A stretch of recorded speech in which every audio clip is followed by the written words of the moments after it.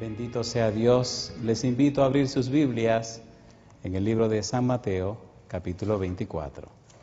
San Mateo, capítulo 24, versículos 37 y 38. Dice la palabra de Dios: Mas como en los días de Noé, así será la venida del Hijo del Hombre. Porque como en los días antes del diluvio estaban comiendo y bebiendo, casándose y dando en casamiento, hasta el día en que Noé entró en el arca. ¿Qué les parece si nos colocamos en pie y oramos? Querido Padre Celestial, gracias por estar con nosotros. Y gracias por la linda experiencia de reunirnos otra vez para estudiar su palabra. Gracias, Señor, por los ángeles que nos acompañan. Pero gracias, Señor, por la presencia hermosa de su Espíritu, y hoy rogamos que el Santo Espíritu nos traiga palabra de vida para la vida eterna. Padre amado, que el predicador en esta hora traiga palabra de Dios, la palabra de Jehová. Que venga la palabra del Señor con poder, de tal manera que cambie, que transforme nuestras vidas a la semejanza de Cristo Jesús. Amén. Y ahora, Señor, en sus manos santas entregamos esta programación y la vida de cada persona presente, pero también las vidas de todos aquellos en cualquier lugar del mundo que estén sintonizando a 3ABN Latino. Amén. Diríjanos, Señor, lo pedimos en el nombre de Jesús. Amén, amén, Señor. Amén. El versículo 38 termina con una frase curiosa, y la frase dice: hasta el día en que Noé entró en el arca. Hemos dicho que para entender el versículo 37-38 debemos ir a Génesis capítulo 6, versículo 5. El capítulo 6, versículo 5 de Génesis dice que los designios de los pensamientos de los hombres antediluvianos era de continuo solamente al mal. Definimos aquella vez que la palabra corazón significa mente, significa hombre interior, significa voluntad y tiene que ver con la conciencia. Pero decíamos también que la palabra designios tiene que ver con intenciones, la palabra designios tiene que ver con las inclinaciones, de modo que el hombre interior, la mente y la voluntad de las personas antediluvianas eran guiadas y dirigidas en sus intenciones, en sus designios, en sus inclinaciones, solamente al mal. Decíamos también en la ocasión pasada que la palabra en hebreo que significa corazón se refiere al hombre interior y que el hombre interior representa nuestro ser intelectual y nuestro ser espiritual. De manera que la palabra corazón involucra la mente, la voluntad y la conciencia. Tiene que ver con todo el ser, tiene que ver con la sumatoria de todo el hombre, de todo lo que es un ser humano. De modo que hasta lo profundo del ser humano, la inclinación era hacia el mal. Lo que había en la mente era el mal, lo que se practicaba era el mal. Sin embargo, en una generación maligna y perversa, en una generación sentenciada y condenada, en una generación que terminó en el fracaso, un hombre, con su familia, con sus hijos, se levantó y condenó esa generación. Un hombre, su mente estaba inclinada distinto a la mente de esa gente en esa época. ¿Cómo ocurrió? ¿Qué pasó? ¿Qué fue lo que hizo Dios para que Noé y su familia salieran airosos?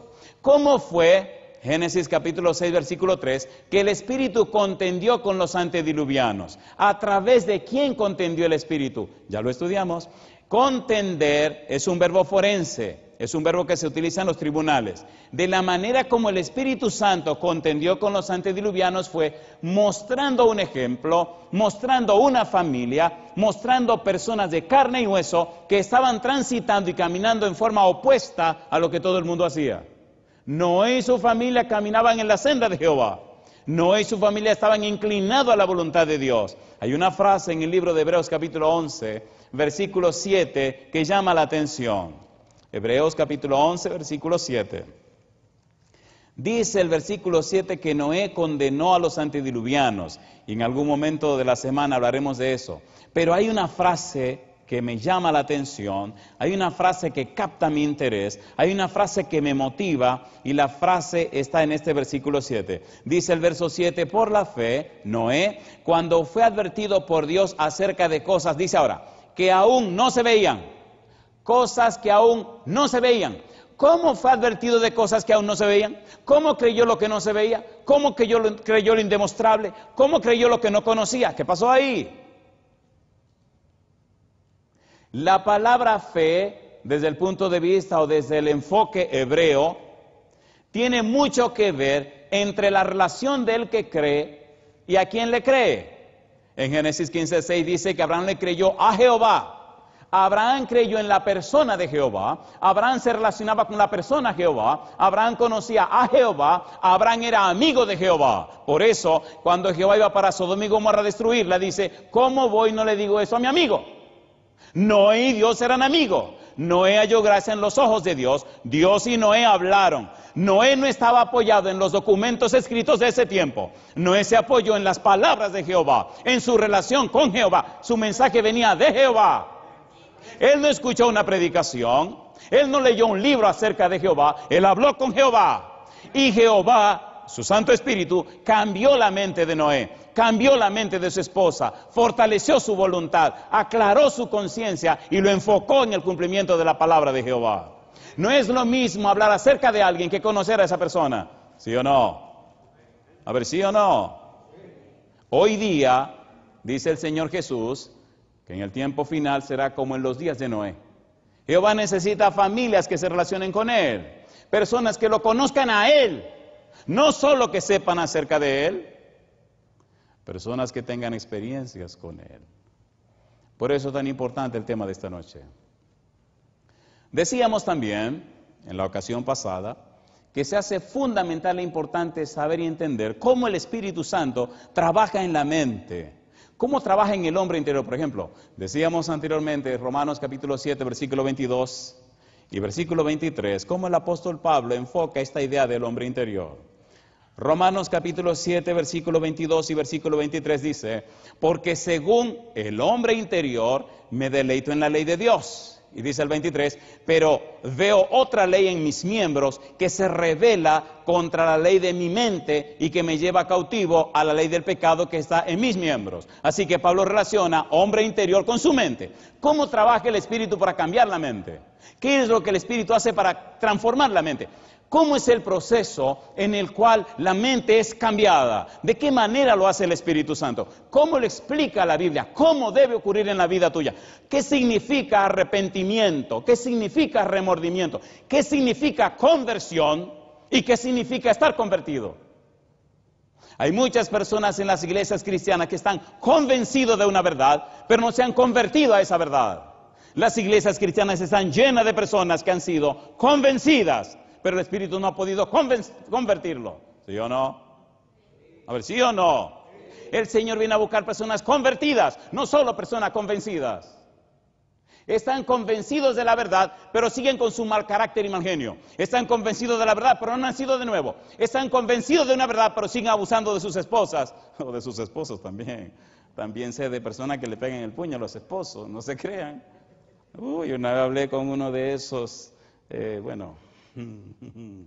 a ver qué nombre le damos a esto.